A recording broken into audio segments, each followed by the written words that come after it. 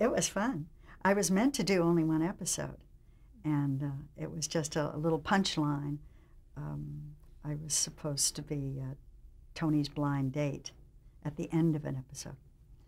And somehow, and Tony Randall had named me Miriam Welby, because the name was Miriam already, but he gave me the last name Welby because Robert Young was then doing Dr. Welby on television. He thought it would be a really cute thing, and he came over, he says, "Do you mind?" And I said, "No, of course not. I think that's sweet."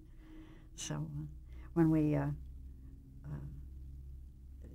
Tony and Jack are entirely different, rather like the Odd Couple guys. Not necessarily like that in the same way, but they were very different in that Jack Klugman is very easygoing and relaxed, professional, but you know, it's all going to come. You know, the lines are going to come, and it's all going to be just fine. Tony was very, you know, nervous about it, so fine-tuning the lines and making sure that all the cues get picked up very fast and they're focused and that the story is making sense. And so we got to the dress rehearsal, and I've always had a bad time with dress rehearsals. I don't get nervous during performance as much as I do during dress rehearsal for some reason or other. I guess because you could get fired at a dress rehearsal. I mean, if they don't like you, you're gone. So we were doing the dress rehearsal, and I had my first line, and Tony said his line, and I couldn't remember my next line. And he started banging on the table, saying, "Say your line, pick up your cue." And he's really yelling at me, pounding on it, and Jack is saying, "Tony, Tony, calm down." He's saying, "Just got to say your line, just got to pick up your cues." And I was like, now I had tears coming down my cheeks. And the script, I couldn't have told you my name. The script girl came over and she showed me the words. So he gave me the cue and I said my line. We got through the scene and I thought, oh, I'm fired for sure. This is it. Because it's easy, to, you know, to bring somebody in, boom, just like that, to do one scene.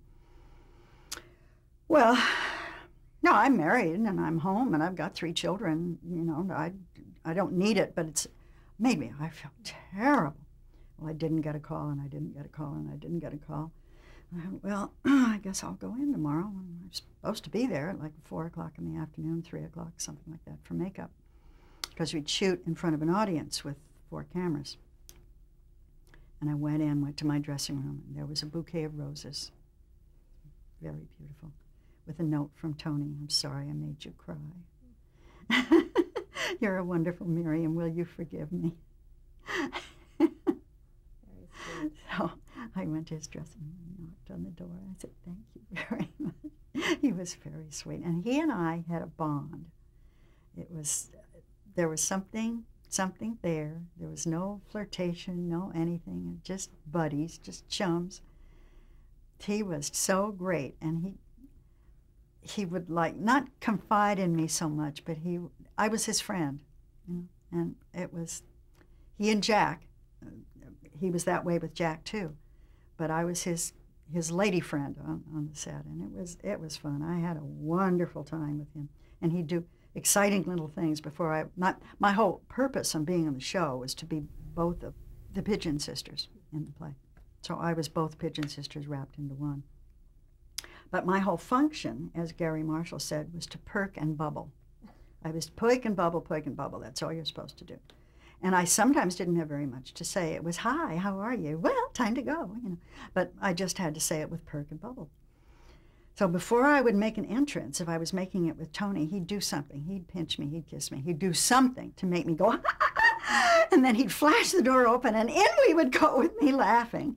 And we'd, you know, fly onto the set. He was just great. I stayed for 2.5 years. I played the bass fiddle one time. That was fun. They actually had somebody come in and teach me the fingering, and got to whip that bass around, and it was so much fun.